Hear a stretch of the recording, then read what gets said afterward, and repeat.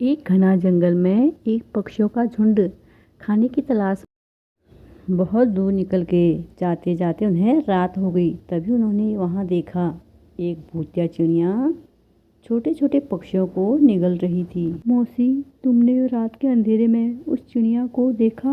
हाँ, मैंने देखा। वह एक भूतिया चिड़िया थी। उसने उड़ते हुए चिड़िया को निगल लिया। मासी, जब से मैंने उसको देखा मेरा मन बहुत घबरा रहा है। उन तीनों ने रात वहीं काटी और सुबह उन्होंने पूरा जंगल छान मारा, लेकिन उन्हें वहाँ कोई भूतिया चिड़िया नहीं दिखाई दी। उनको लगा हो सकता है हमारा मन का वहम है। सभी पक्षी वहाँ से वापस अपने घोंसले की तरफ आ गए। गौरी मासी, मुझे लगता है हमें कोई गलत फहमी हो गई है। वहाँ तो कुछ भी नहीं दिखा। हाँ टोनी बेटा, देखो टोनी, कभी कभी नजरें भी धोखा खा सकती है। हाँ काका, आप सही कह रहे हो। सभी पक्षियों ने यह मान लिया वहाँ कुछ भी नहीं था और अपने मज़े से रहने लगे। और दूसरे दिन पिंकी और गौरी दाने लेने बाहर गए थे। आते आते उन्हें रात हो गई। उसी रास्ते पर उन्होंने भी एक भूतिया चिड़िया को देखा। उस भूतिया चिड़िया ने उसने रोक लिया और बोलने लगी, क्या तुम्हें अपनी ज़िंदगी नहीं चाहिए? इतनी रात को इस रास्ते से मत आना। पिंकी और गौरी दोनों बहुत घबरा गए। अगर तुम दोनों कल से यहाँ दिखे जिंदा नहीं रहोगे।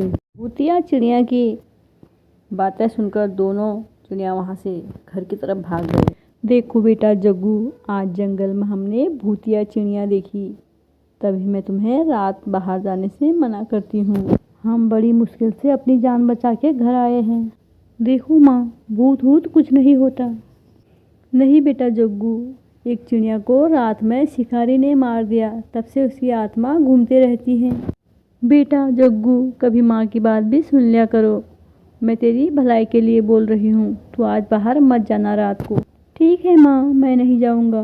रात काफ़ी हो गई थी और दोनों माँ बेटे सो गए थे और जग्गू को नींद नहीं आई। उसके दिमाग में एक ही बात चल रहा था कि माँ ने सच में भूत देखा होगा। और जग्गू इस बारे में सोचने लगा, क्या करूँ, बाहर जाऊँ या माँ की बात सुन लूँ। बेचारा जग्गू ने अपनी माँ की एक भी बात नहीं सुनी और रात को घर से बाहर निकल गया। जब वह बाहर निकला उसने देखा सच में रात के अंधेरे में भूतिया चिड़िया घूम रही थी। उसके हाथ पैर लड़खड़ाने लगे। जैसे ही वहाँ भूतिया चिड़िया देखी, वहाँ से उल्टा पैर घर की तरफ भागने लगा। वहाँ से जान बचाकर बड़ी मुश्किल से अपने घर आया। उसकी माँ ने अपने बेटे को घर में ना देखा तो बहुत घबरा गई और उठकर बाहर आ गई। तभी उसने देखा उसका बेटा वापस घर आ रहा था। बेटा जग्गू, मैंने तुम्हें बाहर जाने के लिए मना किया था, लेकिन तुम्हें मेरी बात नहीं माननी है। माँ, मुझे माफ़ कर दो।